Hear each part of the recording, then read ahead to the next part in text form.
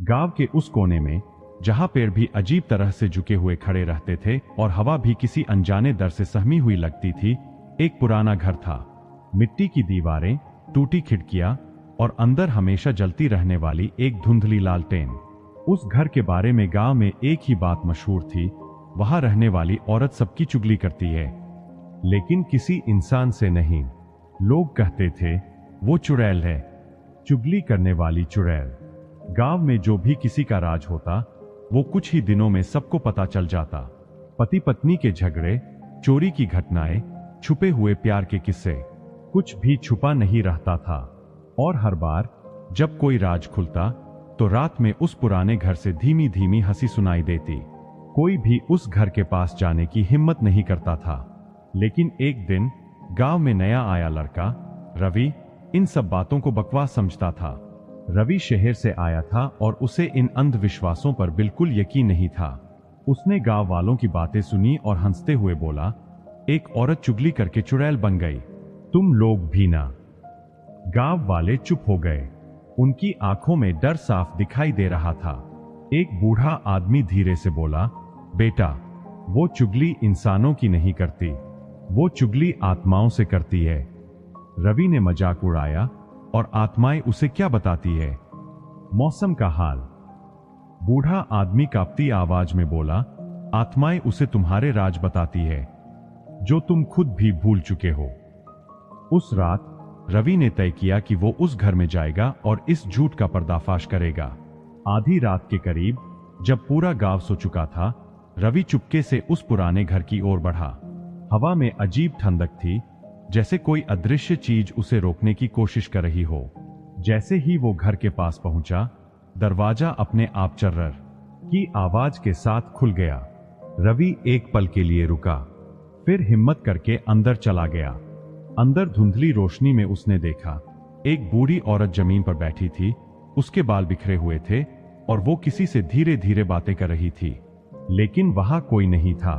रवि ने हंसते हुए कहा, अरे मां जी, किससे बात कर रही हो? औरत अचानक चुप हो गई। फिर धीरे धीरे उसने अपना सिर घुमाया। उसकी आंखें पूरी तरह काली थीं। रवि का दिल एक पल के लिए रुक गया, लेकिन उसने खुद को संभालते हुए कहा, डराने का अच्छा तरीका है। औरत ने मुस्कुराते हुए कहा, तुम्हें भी चुगली सुननी है? रवि बोला, हाँ, सुनाओ, मेरे बारे में क्या पता है तुम्हें? औरत धीरे धीरे उठी और उसके बिल्कुल करीब आ गई। उसकी सांसें बर्फ जैसी ठंडी थीं। वो उसके कान के पास झुकी और फुसफुसाई, तुमने बचपन में अपने दोस्त को धक्का दिया था, वो कुएं में गिर गया था। रवि का चेहरा सफेद पड़ गया। वो बात उसने कभी किसी को नहीं बताई थी।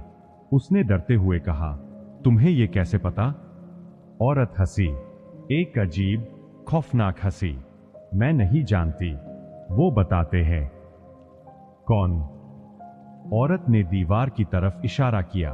रवि ने देखा दीवार पर परछाइयां हिल रही थीं, जैसे बहुत सारे लोग वहां खड़े हों।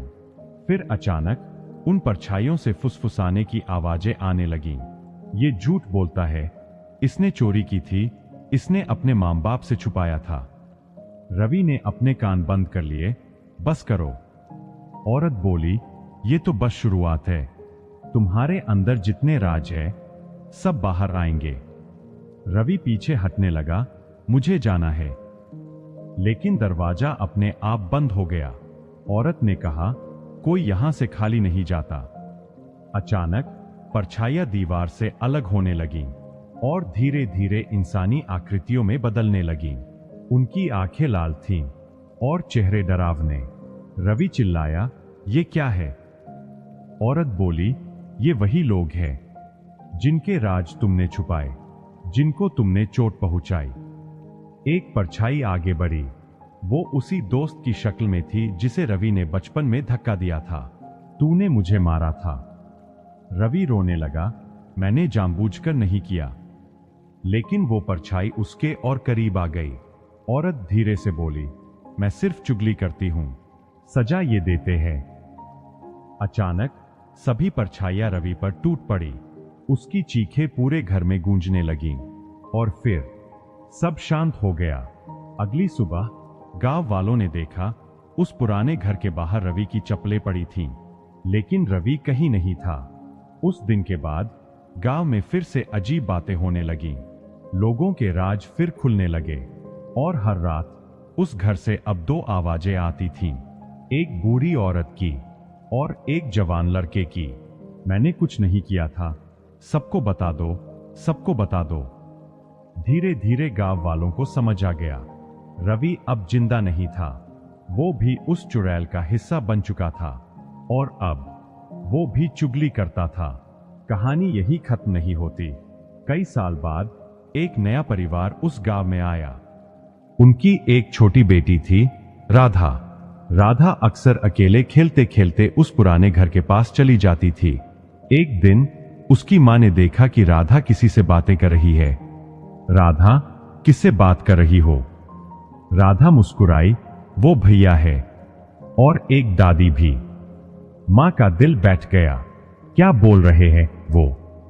राधा ने हंसते हुए कहा, वो सबकी बातें बताते हैं, बहुत मजा आता है। उस रात पहली बार गांव में 3 आवाजें गूंजी, बूढ़ी औरत, रवि और एक छोटी बच्ची। मम्मी ने झूठ बोला था, पापा ने चोरी की थी, सबको बता दो। और उस दिन के बाद गांव में कोई भी राज नहीं रहा, क्योंकि अब चुगली करने वाली चुड़ैल अकेली नहीं थी। कहानी कैसी लगी आपको? अच्छी लगी हो तो एक लाइक कर दीजिएगा। चैनल पर नए आए हैं तो सब्सक्राइब कर लीजिए। ऐसे ही कहानी सुनने के लिए धन्यवाद। जय हिंद, जय भारत।